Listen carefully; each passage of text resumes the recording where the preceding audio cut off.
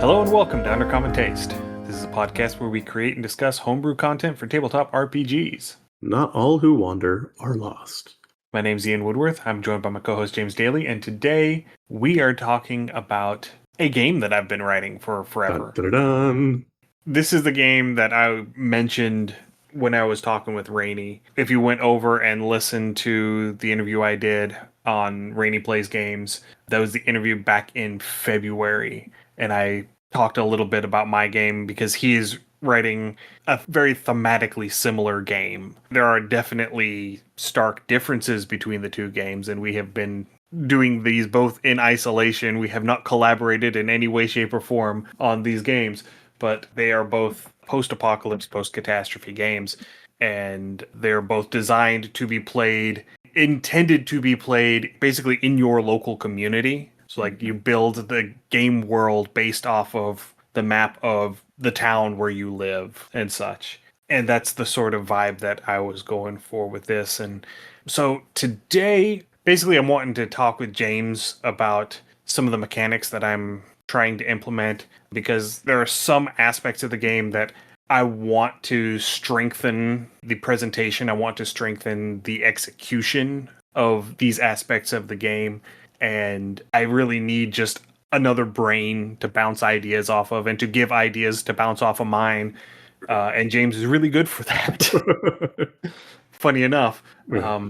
And, you know, the element that we're going to be talking about today is exploration. Mainly because this is always the pillar of roleplay that I so often see poorly executed in games. Yeah. Or barely supported in games, and I want this element of my game to be more substantial. I want it to be there and be an important part of the game and something that the players want to interact with. Okay. But I want it to do it in such a way that is intuitive, that is not overly clunky. It's finding that very tenuous middle ground between having something robust and having something simple. Yeah. No, I get that. And I think I have a couple ideas how we can address this. I've seen, and again, I will be borrowing heavily from other media and other games I've played for inspiration, because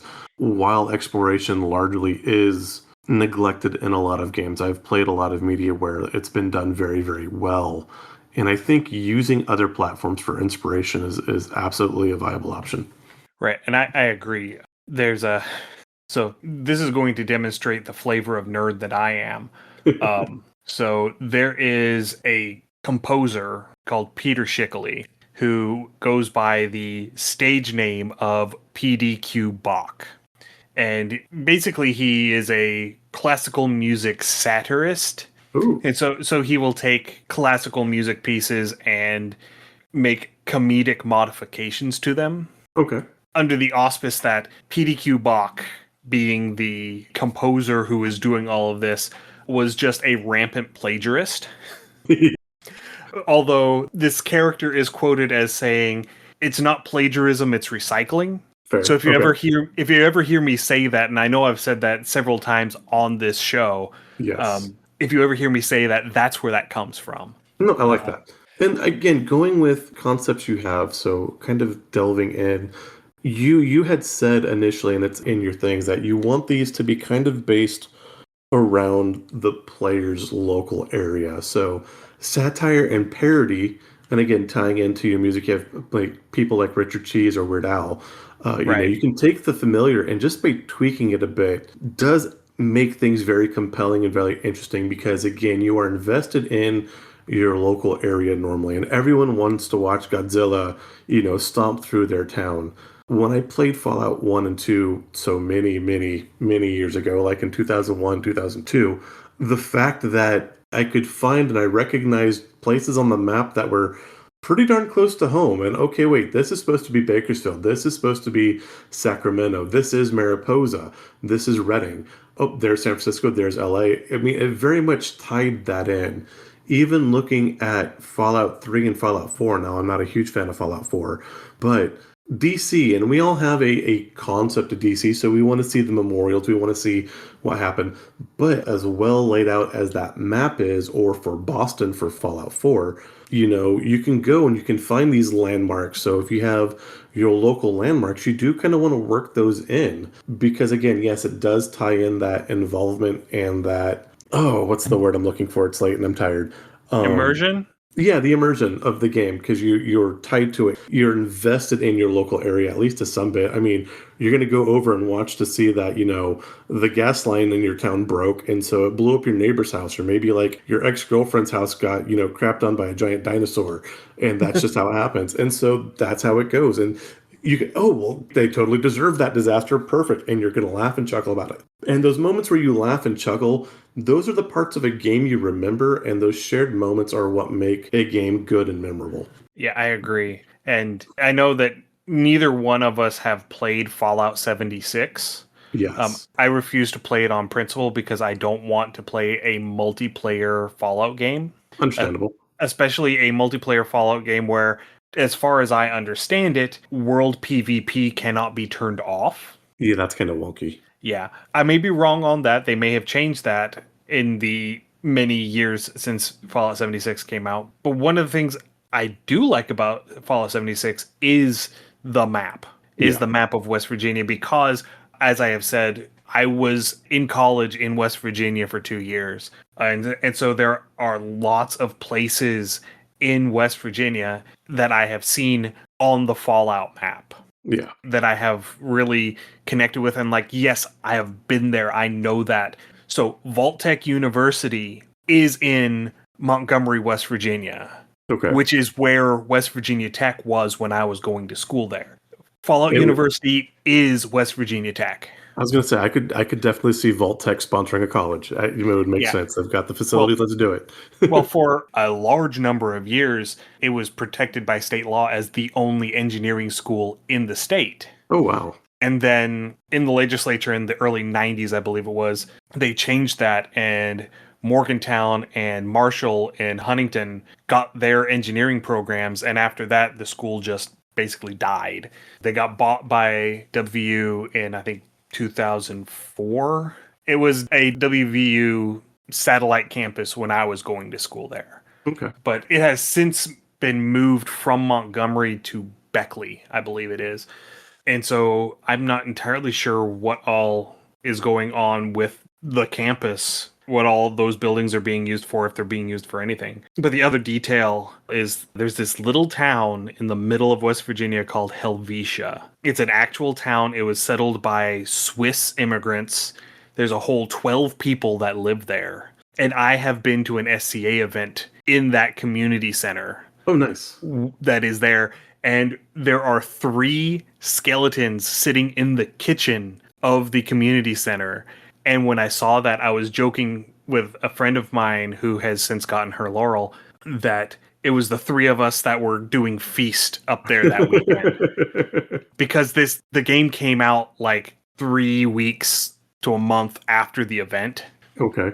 And I just happened to catch that clip in a YouTube video. Somebody was talking about it, and Gotcha. it's like, I've been in this building. I've been sitting in that chair in that kitchen. It was a kind of a surreal thing. But yeah, I agree. That's the power of using a real world location that Yeah. as the setting for a game. It lends that authenticity, it lends that relatability that you don't get from just, okay, we're going to be going and playing in Waterdeep. Exactly. No, I get that totally. So again, going on looking at what we have for the rules. So again, you set up your characters, you set up a lot of stuff, and then when we're starting to build our world, one of the things we want to do is, again, this is post-apocalypse, so you're going to pick your apocalypse. There's options that Ian has presented. We can spend a little bit of time on that if we wish. But again, that's going to be more flavor for the game and setting and kind of window dressing largely than generally mechanical gameplay itself. So you can play this game in a lot of different themes or settings depending on how you want to do it. But when we get down to actually wanting to choose the setting, which might affect some of the things, and then we want to generate our landmarks and locations. So when it comes to exploring in a game, something like D&D or Pathfinder, I've played Homebrew, I've played different modules. modules where exploration can be ignored, it often is because everyone wants to get to the throwing of math rocks and dice. And so I think probably the best way to enforce or to develop the exploration is to force the players to explore. And so I think we should be doing a hex crawl map of one form or another. Right, yeah. And that is generally the idea. Yeah. It's not laid out in this particular section. I think that's more in the exploration section later in the rule set. But basically, you're going to take your map and you're going to do a hex grid overlay of the map. And so you're going to have your landmarks, your clearly defined locations on the map. And then you're going to have large areas of unknown territory surrounding those. Yeah. Because the general premise of the game is that you are either part of a group that is coming into this area, or you are locals who are working for the group that has come into this area with the specific intent of basically reconnecting civilization, reconnecting society after this huge collapse. No, I like this. And I think with this too, one of the things I would want to suggest is while having things local and built upon a local map is wonderful. And as we said, it does help create that immersion. We do want to make it a bit loose to allow for parody and or satire and for some of these, again, any kind of weird events or shifts that the apocalypse may have inflicted upon the area. Also, depending on the time setting, the apocalypse probably, hopefully, crossing our fingers, isn't tomorrow. Maybe it's 10 years from now. Maybe it's 50 years from now. Maybe it's further. And the layout of a city can sometimes change fairly quickly, depending on things like natural disaster or economy or a lot of different things. And so one thing I would want to suggest, and again, this is definitely up to be tweaked with, but I would say pick 2 or 3 of the local landmarks that you would absolutely want represented in your city or your area. And you can keep those proximity-wise to what they would be on the map.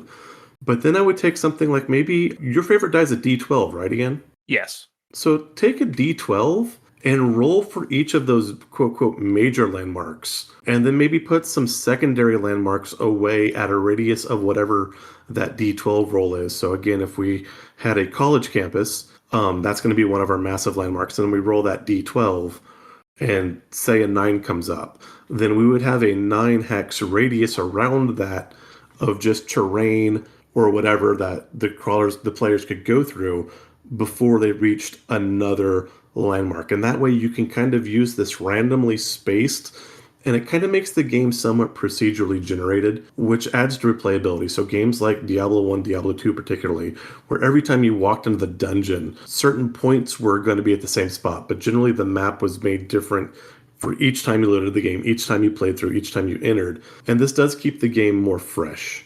Right, and I get that. One of the things that I really wanted to emphasize, and unfortunately, this is all laid out in the sample setting document that I have written and did not include in what I sent you. It is a separate document. Basically, the idea is I want the people who are playing the game to be able to recognize specific locations, and I want them to how do I even word this? You want to keep a reference 1-to-1? I want them to have enough references to where they have enough familiarity with the setting to keep grounded in that, yes, I know where this is. Okay. But I also want to make sure that everything that is not strictly defined within this setting is an unknown. Yes. And so that was the second part I was going to lead into. If we build this up as a hex scroll, so what I'm thinking like secondary locations, like I said, you could have your small smattering of your known landmarks. And then for the DM, or if it's DM-less, then I have an idea to run that as well. But you have your secondary, be it either an outpost or, some sort of new landmark or an oasis, a point of resource, or a known point of danger, but just something that would be quote unquote significant to the game area now, but you'd still have certain amount of places. So as your players are moving, exploring, if they happen to interact with other people, they could give kind of directions or warnings about where things were so the players could move in that direction if they so choose, or if like a quest or a mission prompts them towards that area.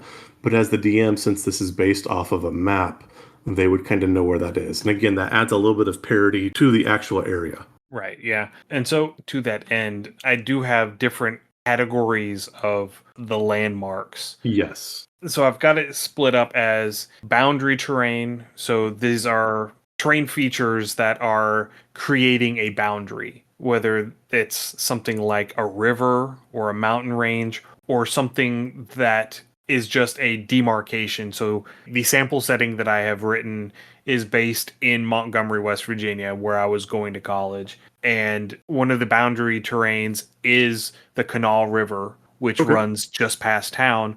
But the other one is the railroad track that runs through the middle of town, dividing the college campus from the town.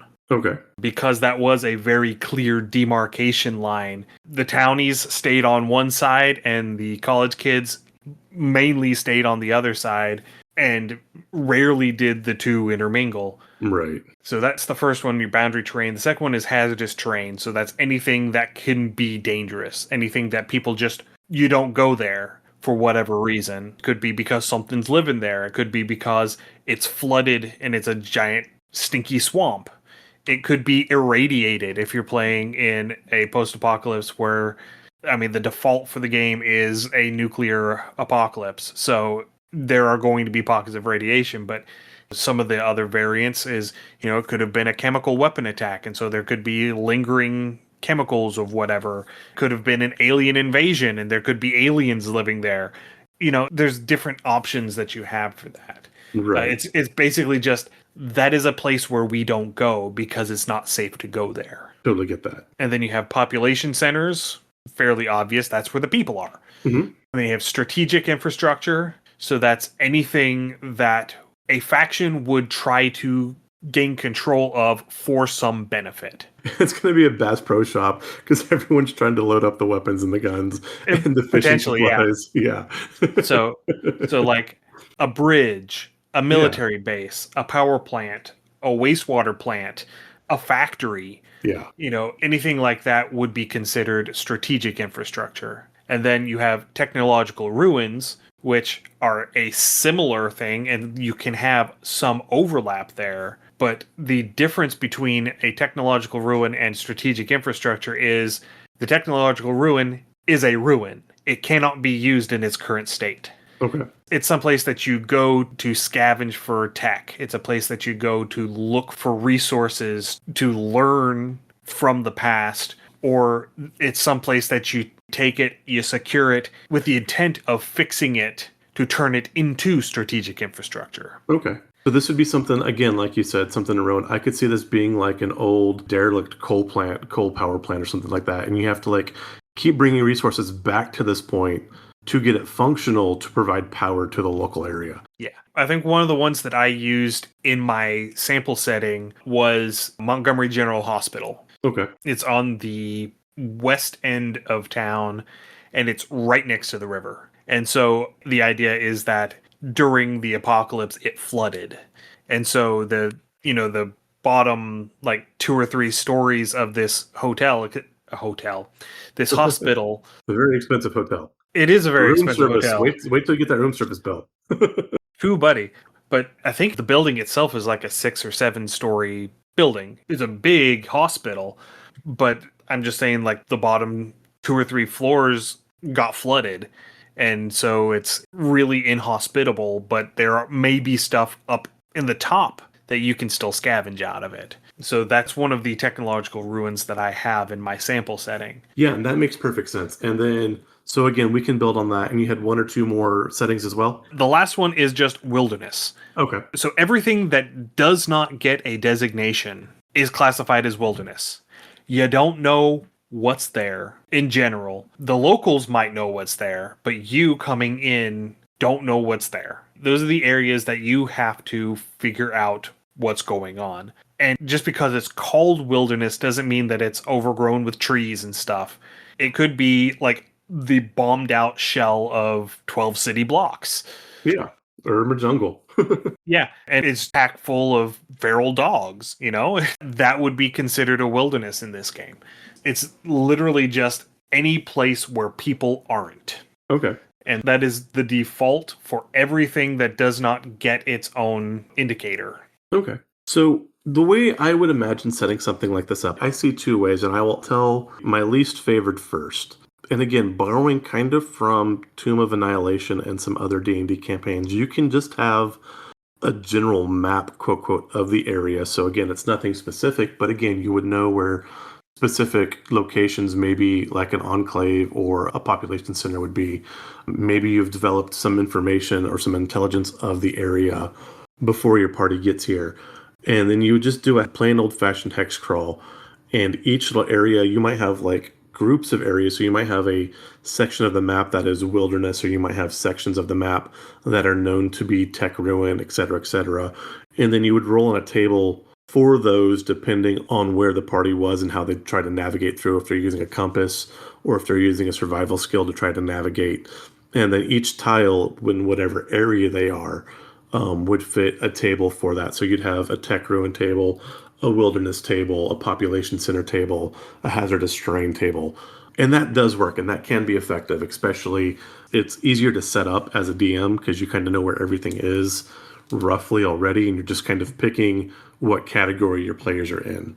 It works. It could work. Right. One of the things that I do want to put more emphasis towards is including the players in the world building. Okay, yeah. Because all of the tagged locations, all of the hazardous terrain and the population centers and what have you, those are all intended to be suggested by the players. Okay, perfect. During a session 0, during a setup session, okay, where you sit down, you build the world, and you create your characters all together at the table. Okay. I think I can branch off this because this does kind of lead into the second way, which I was leaning more into and I think would be more interactive and more interesting, especially for a tabletop game. And here we're going to borrow some slight board game elements.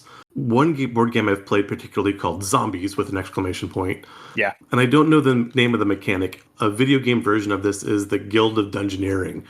And so basically you get cards that are pre-generated that you can either hand out per turn, that each person can play one card in an adjacent area for the party to move through, or you could lay these out, especially if they were cut in a hexagram or a square or a cube style, that you could lay these face down, and as your players go through to explore an area, they flip them over. So you could even have these cards sorted out by terrain type, be it, infrastructure, wilderness, population center, et cetera, and have so many of each, but they don't know what's necessarily on the underside of the card. So say you have, your party's out, you're at your college landmark, and you've got your tiles laid out, and your parties are going to travel 2 days worth south. And so day one, you hit the first tile, and it's a boundary location.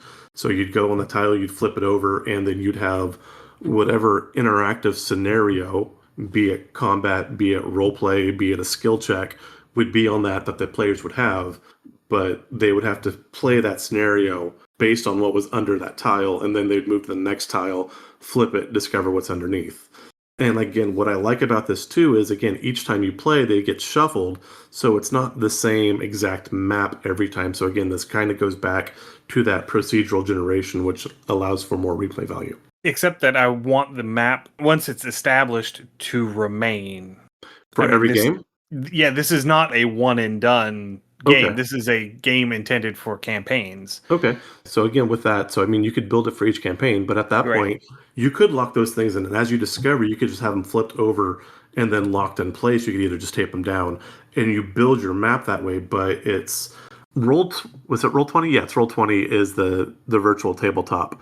They had a good thing like that with dynamic lighting within the game. So as the players moved, depending on their vision and things like that, they were able to explore and reveal the map. And being able to reveal your map as you play, I think would be an interesting mechanic to be able to run through. Yeah.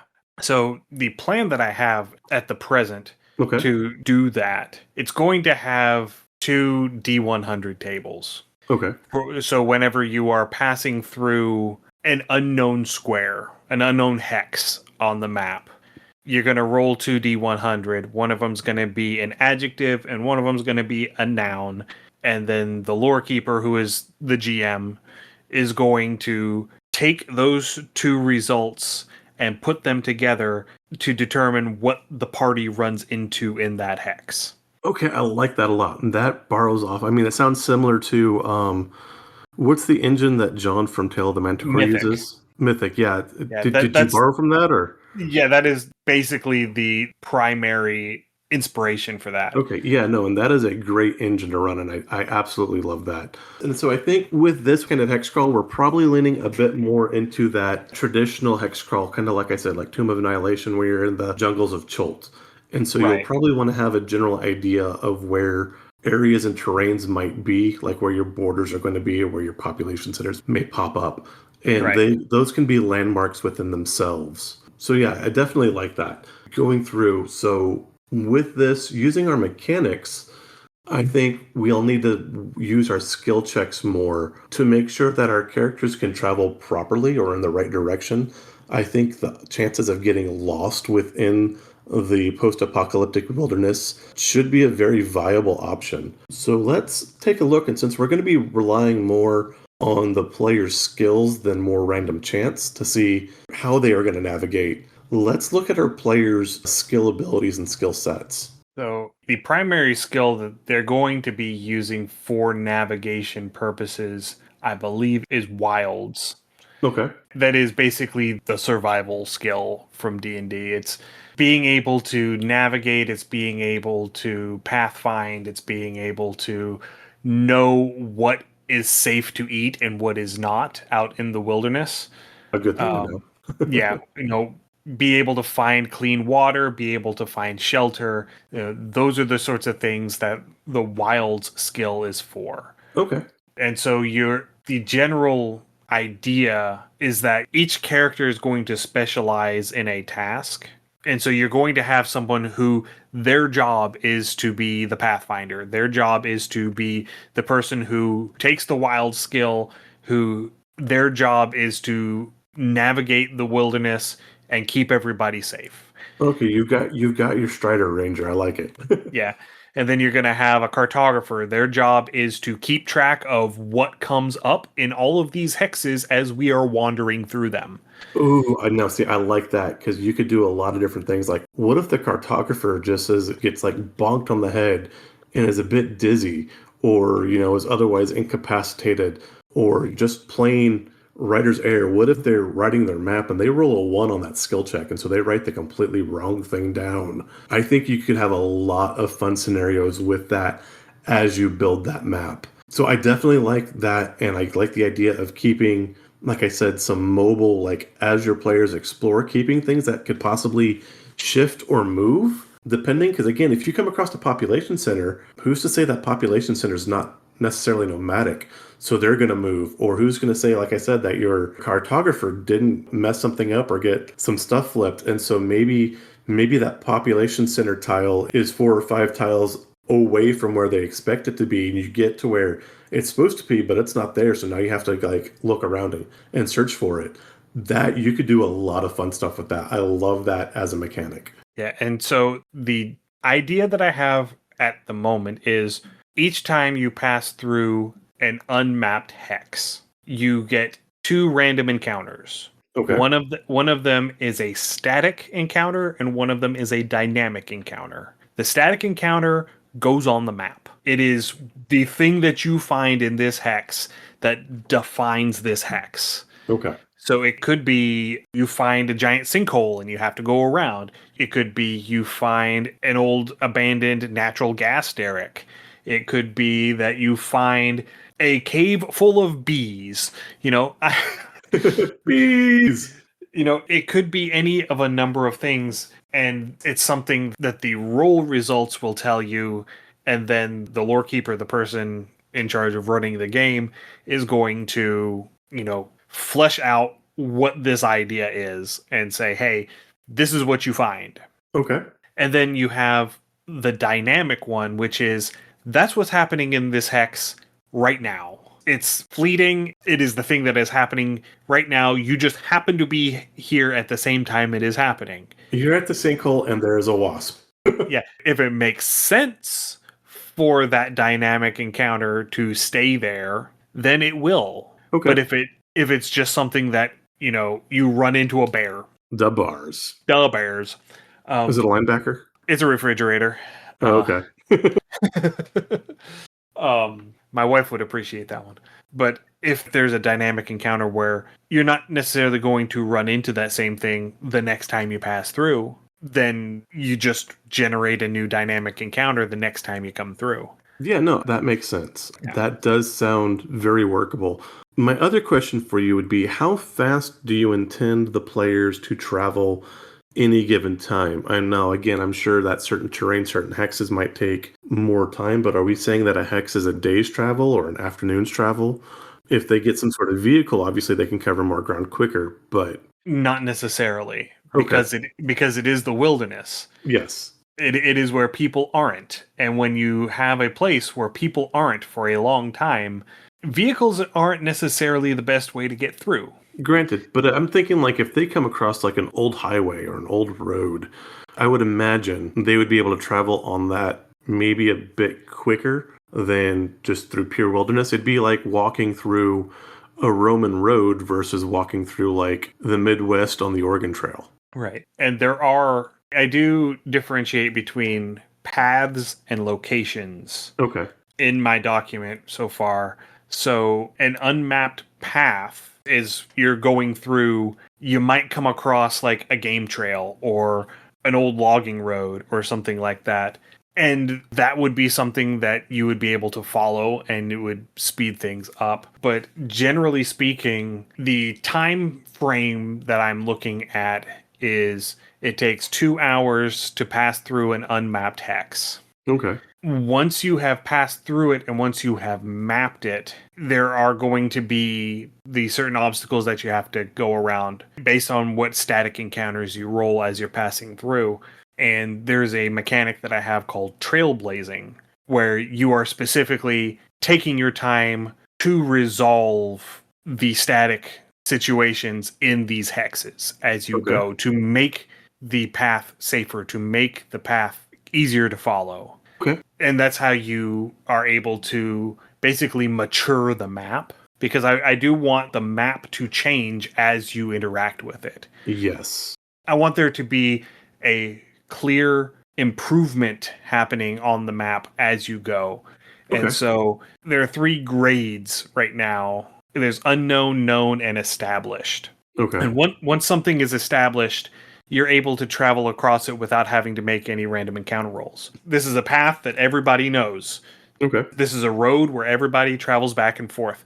You're going to have, if you have 2 major population centers, the road between them is an established road. You don't have to worry about any random encounters unless there's one that the lorekeeper wants to throw in that is narratively appropriate. Okay. So like something like highwaymen or something like that are going to try to yeah. raid. Okay. No, I so- like that.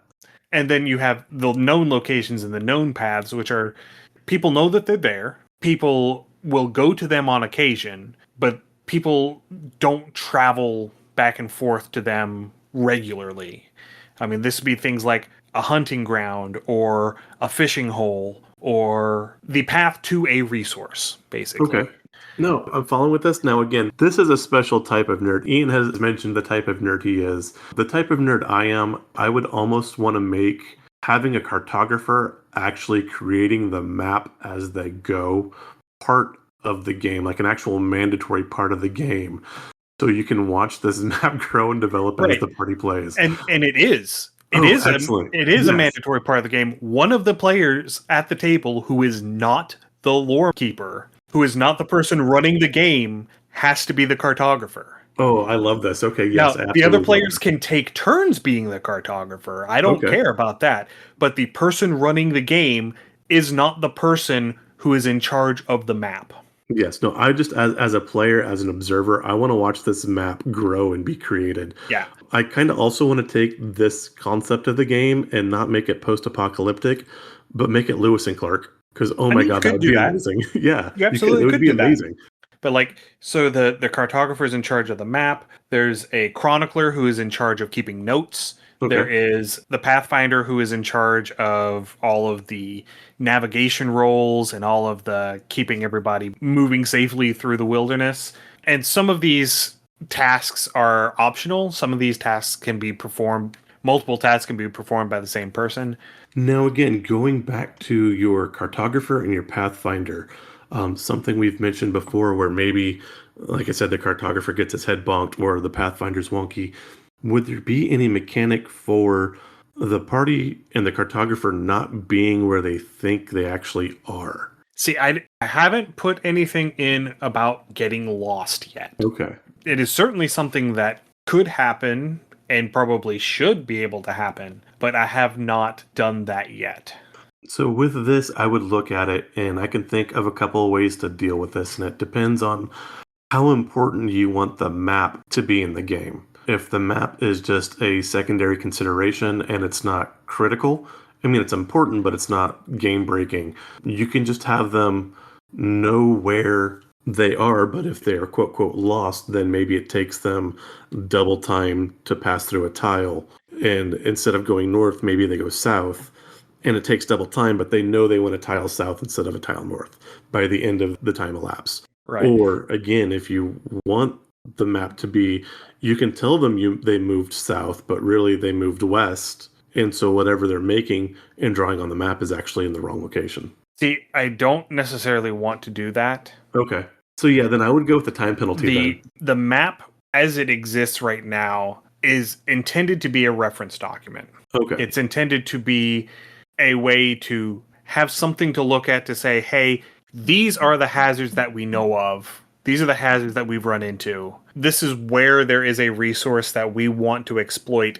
We need to clear the way between this resource and this settlement so that way we have a safe way to do this. Okay. So with that then, like I said, I would go and I would make the wilderness person roll whatever skill check they do. And if they fail their skill check, make them roll a random direction. And then you get a time penalty. And so you might get a 2-hour penalty and you still go the direction you want to go. Or you might roll a 2-hour penalty regardless and then go, like I said, in going south, you go east. But you realize you went east, so now you just have to roll that skill check again to try to get back on track to move back and circumvent to where you wanted to be. Right. Yeah, that could work. No, but I like what you have largely set up. I love building the map as you go. I like the difference between revealing the map and then establishing, and maintaining. I think that is a wonderful touch. And I've seen that done in a couple games as well. And I think that is a good flavor to add in. So again, this does give the players agency. It lets them literally affect the world around them in a more concrete fashion. And so the time that the players want to invest either in their own resources or in roleplay resources, trying to, establish with other colonies or groups and having them, establish trade routes so they can go back. This lets the players directly affect the world they're playing in. And I think that part is largely ignored in most games. Yeah, that's one of the things that I really wanted to emphasize here is that we are all playing in this world. We should all have a say in the things that pop up. Yeah.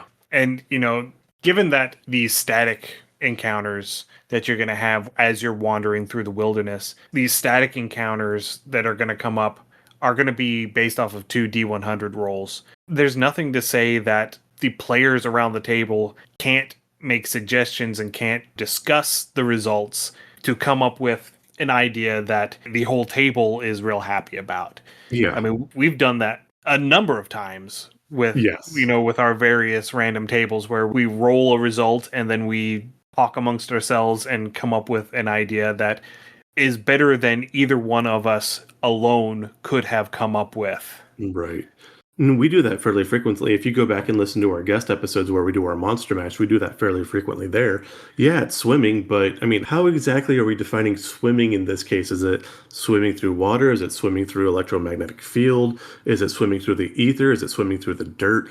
Because sometimes, the creature that we're forming really doesn't make sense to be in a lake or a pond. And so yeah, I also like that kind of engagement, especially if you have more veteran players or players that think quicker on their feet, and you kind of get that bit of improv, which also, again, ties your characters directly into the world they're building. So it also gives them more of that connection and more of that value because, hey, this is my idea, and this is how my idea changed this entire scenario, which affected this entire region of this map. And so now your players are going to be locked into what happens here much more than just if it was, pre-generated or kind of railroaded through.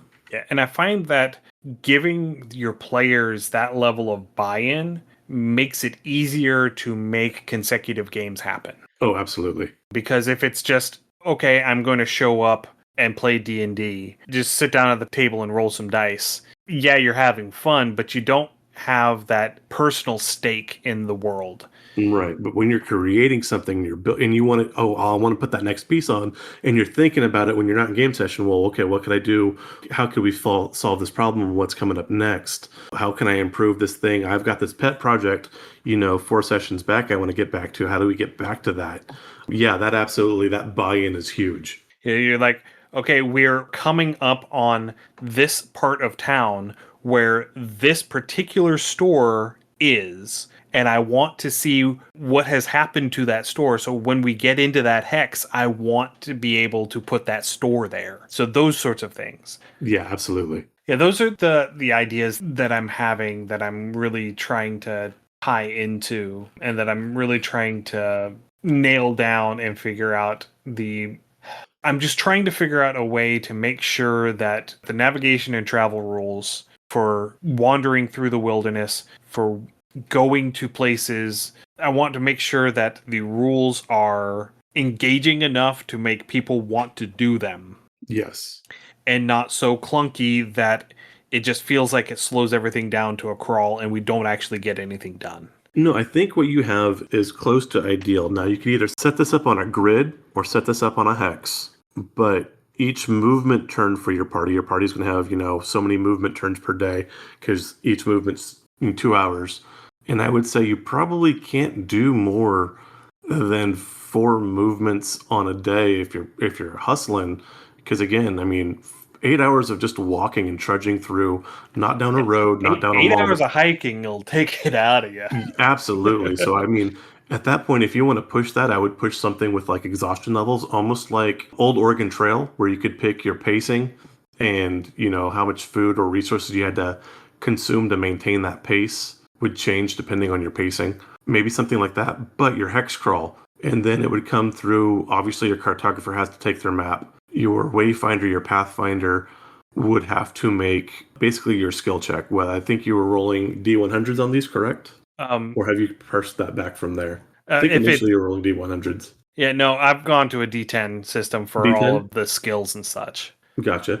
So yeah, I would go and like make a D10 and maybe you have to roll a 3 or better to accurately move and lead to the next tile you want. And if you roll a 1 or a 2 or just a 1, then you get lost. And then you would make a second roll to see if you just lose time or if you also go in a random direction. Right. And that randomness too will help stop players from kind of like beelining to a point because that chance to get them lost might be enough to skew them off target, and then maybe they find something that distracts them and takes them down a rabbit trail. Right, yeah. It is definitely a work in progress. It is something that I'm getting to a point where I need to start playtesting it. Yeah. Just to see if the ideas I have actually work. No, I get that too. From chatting with you over it, though, it sounds like it will work well. I don't see any glaring breaks. I don't see anything that's going to take things completely sideways, despite my best efforts. Right.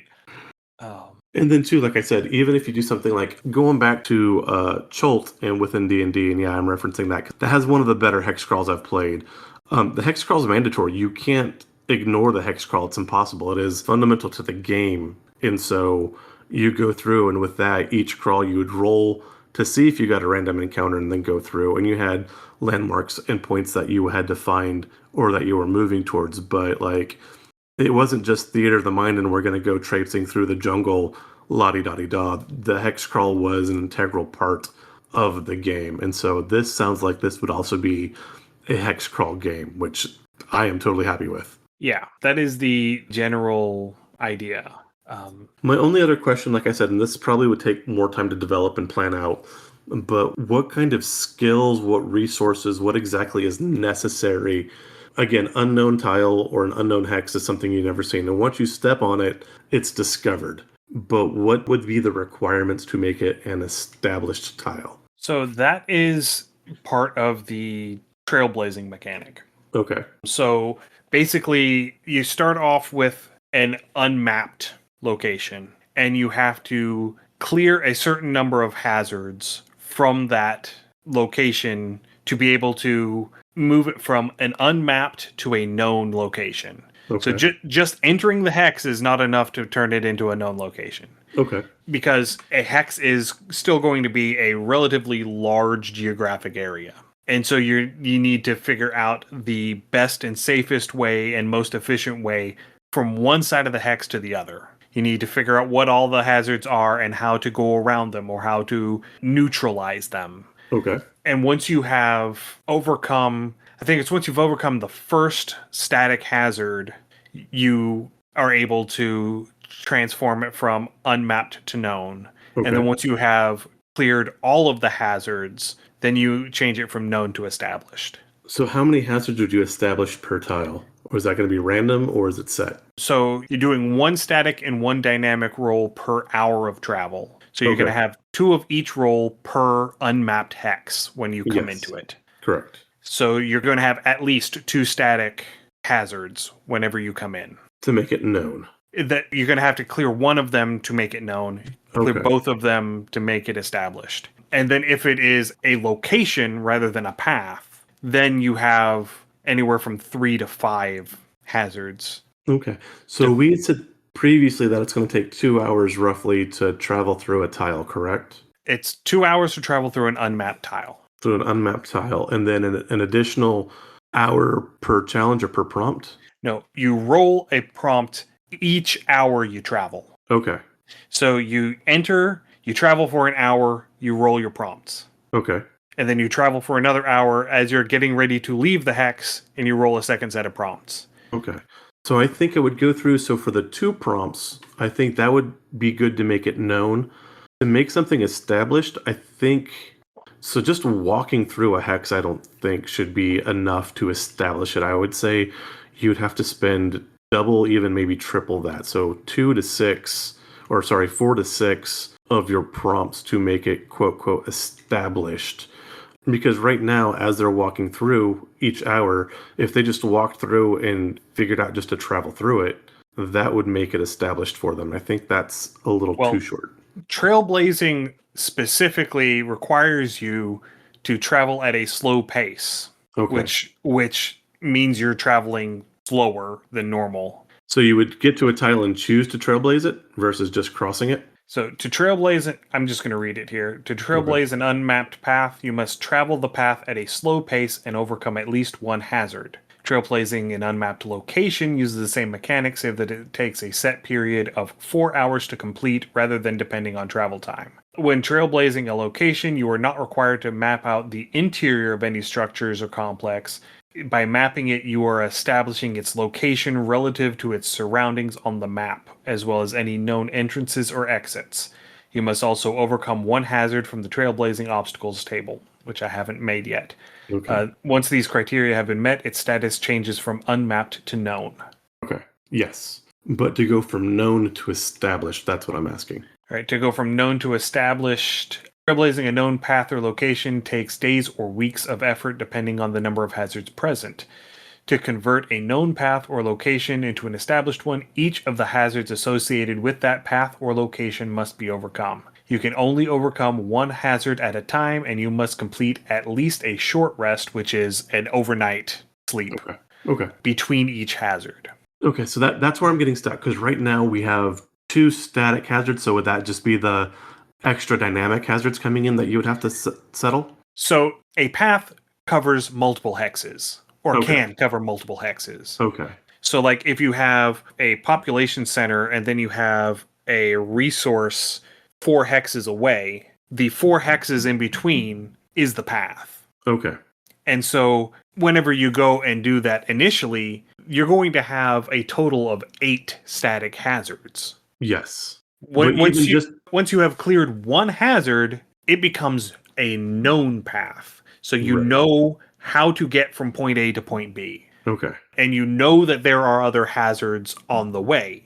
As you work and as you clear the other hazards, you work towards making it an established path. Once all 8 of those hazards have been neutralized, then it becomes an established path between point A and point B, and you no longer have to roll random encounters to travel from point A to point B. It's just the amount of time that it would take to walk that Yeah. distance. My hang up is there would be 2 static encounters or 2 static hazards, even if you were just walking through and not trailblazing, correct? Correct. So what is the difference? If I have to resolve those encounters regardless. Because once you have cleared the hazards, it becomes faster to go through the hex. Okay, yes. So if there's only one hazard present in the hex, you get across it in an hour and a half instead of 2 hours. Okay, Once you've cleared them both, you get across it in an hour. so you can cross a tile and only encounter one hazard. Yes. Okay, that's where I thought we had to encounter 2 regardless. The first time you enter the hex is when you generate your hazards. And then you choose to resolve them or not? That's when you choose. So the idea is when you're first going through, you're not going into this hex with the intent of making a secure path. You're Right. going into this unknown hex with the intent of figuring out what the fuck is there. Correct. And how do I choose to leave that hex? So, I mean, you could always enter a hex and then just turn around and leave. Let's say I'm going through, I have town A, I have 1 hex, and then town B. I'm going to go through that 1 hex, and I'm just walking straight through. I just want to beeline to town B. I don't want to establish anything. I have to discover the hex, obviously, because I have to walk into it, right? Not necessarily, because there are going to be established paths between major locations. Okay, so If you have 2 towns, there's going to be a path between those 2 towns, ostensibly. Okay. A way to get from town A to town B, and that path from town A to town B is going to be an established path. Okay, so for sake of argument, let's say I have to go through this tile. Okay. So I go through this tile, so me traveling and making it known, I would enter the tile, we generate our encounters. There's 2. It takes 2 hours to go through a tile, so I have to resolve both encounters to leave the tile, correct? No. To pass all the way through it? No, you don't have to actually engage with the hazard in order to pass through the tile. Okay, that's where I was missing it, because I thought I had to. This is why it takes 2 hours to pass through the hex, Okay. is because you are discovering the things there, and if you run into something that doesn't want you there, you got to turn around and find another way through. Okay, perfect. Okay, I'm with you now. So we enter the hex. We have our 2 hours of passing through, and that is our discovering the challenges within the hex. Now, if we come back and we choose to resolve those challenges, then it is established. Yes. Well, then it is known. No. You have to clear all of the hazards to make it established. Okay, perfect. I am following with you now. I've got you. No, okay, yes, Yeah. that could work. I would want a bit more clarification written down on the rules, or at least where I could see that. But yeah, absolutely. I am with you 1,000% now. Yeah, and see, this is part of the reason why I needed another set of eyes on this, because these are all rules that I have in my head. That makes perfect sense to Ian. I know how it's supposed to work, but I have not concisely and thoroughly explained that in the writing to say, hey, this is how it works. Yes. It's like, I know how it works, but I haven't expressed fully how it works. And so someone else just reading the document doesn't necessarily know that that's how it's supposed to work. That's one of the things that you run into in game design all the time. All the time. All the time. I mean, just anything you do. Yeah, absolutely. Yeah. And that's another really important reason why you need to have other people play your games. Yes. You can't just play test it yourself a bunch of times and say, yeah, it's good, put it out. You really need other people to read the game and to try and play the game to make sure that all of the things that you have in your head as this is how it works are actually expressed in the document as this is how it works. Right. So yeah. See, that is the sort of important information that I needed from this conversation tonight. Yes. Aha, we win. We win. All right. Okay, we've been at this for a while. I think it is pretty close to time to wrap up. Hopefully, this has been entertaining. This has been something that you, as a listener, can take some value from, some ideas for your own game design. Yeah, this really is the sausage making of game design. This is the stuff that happens behind the scenes that most people don't talk about. And again, having the time to write down those rules, having people to look at them is really the difference between a solid and polished product and something that really never leaves your mind or the notepad. And, there are some other games that I really want to play to see how they do mapping, specifically The Quiet Year by Avery Alder. I picked up a copy at Gen Con, and I really want to get a chance to sit down at a table with some people and play through The Quiet Year just to see how Avery's approach to map design, because they are also creating a map from nothing, creating a hex map from nothing based off of what card you draw from a deck of playing cards and the prompt that you get from that. I like using the playing card as a random generator tool. I really do enjoy that in a lot of games. Yeah. And that is a game that I want to play to understand that aspect of game design better. So maybe we'll be able to do that at some point. Unfortunately, the people who show up to play games when I run games at the library are the people who want to play D&D and throw math rocks. And, I'm okay with playing D&D and throwing math rocks, but I really wish that I could get some of them to broaden their palette just a little bit. Because every time I advertise it with something that is not D&D, I'm lucky if I get 2 people to sign up. Gotcha. Anyway, I think that is a good place to wrap up for tonight. Yeah. Thank you, everyone, for listening. If you have any comments, suggestions, or ideas, please send us an email undercommontaste@gmail.com or come and talk to us on our Discord. You can find a link to the Discord through our website, undercommontaste.com. You can also find links there to our itch page, undercommontaste.itch.io, where you can pick up our liminal horror one-shot Beneath the Lake or my solo RPG Forever Home. Thank you for joining us. I hope you enjoyed our bit of world building we did today and game design.